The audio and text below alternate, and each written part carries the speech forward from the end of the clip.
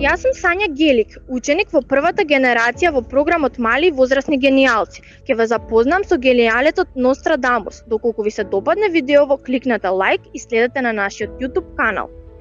Најпознатиот светски пророк, доктор Мишел де Нотрдам, живее во време на Ренесансата која им врти грб на средновековната заостанатост и црковната догма. Неговиот поглед кон медицината сепак е средновековен, базиран на знаците на астрологијата. По смртта на првата жена и двете деца од чума не може да си прости што ги оставил сами, за да бара лек за црната болест, без да предвиди дека болеста му влегува дома. Фатално се посветува на предвидувања и пророштва и станува познат и признат низ Франција, омилен доктор и пророк на кралицата Катерина Медичи.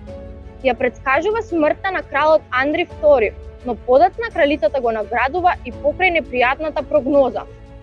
Двосмисленоста на неговите стихови и мешаницата од латински, хебрејски, италијански и француски јазик е параван да се заштити од инквизацијата која книгите и умните ги палела на клада за да манипулира со наукоста. Му се препишуваат предвидувањата за индустриската револуција, патот во Вселената, убиства на Кенедиеви, терористичкиот напад на Америка. Предвидува дека до судниот ден во 3797 година човештвото ќе поминува низ Дантеовиот пекол, очекувајќи го доаѓањето на третиот антихрист, покрај Наполеон и Хитлер. Наполеон знаел дека Нострадамус му предвидел императорска круна и секогаш со себе носел примерок од книгата, користејќи ги во политичките цели.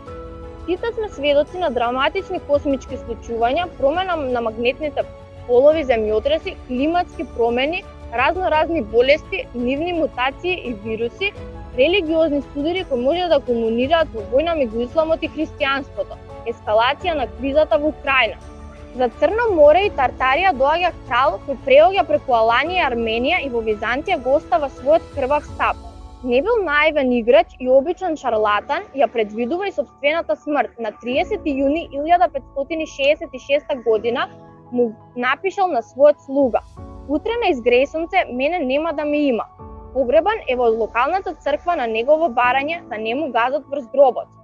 Неговите пророштва не секогаш се поклопувале во реалноста. Спасивме главот крајот на светот 1999 година и не биле со цел да заплашуваат, туку за да се одбегнат можните катастрофи.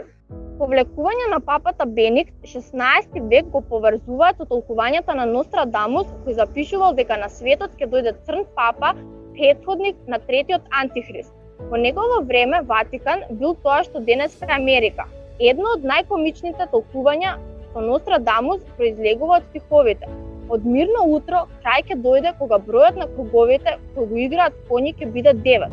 Кога прегледот на YouTube на симпатично заразната игра на корејската музичка звезда Псаја, така наречена Gangnam Style, конјска игра, ќе достигне преглед од милијарда, цифра со 9 нули, ете ни го крајот." Христијанска кабала во превод значи традиција на хебрејски устно предание. Како мистична филозофија за воспоставување врска со Бога извршила влијание на астролошките идеи на западниот свет. Се смета дека во Европа првпат се појавила во Прованса, родното место на Нострадамус, и дека неговиот дедо по мајка го научил доста работи. Бидејќи нема цифри во хебрејското писмо, 22 букви се користени како броеви. Според кабала, секој збор може да се поврзе со броеви и да им се даде инакво толкување, преку збирот и меѓусебна комбинација, техника позната како гематрија. Например, се верува дека зборот Амин е кратка верзија на изразот Бог, крап вреден за доверба. Со ваква метода од текстот се вадат акрономи, а со друга кабалистичка метода може да се дешифрираат текст со пресметување на букви, така наречен темура.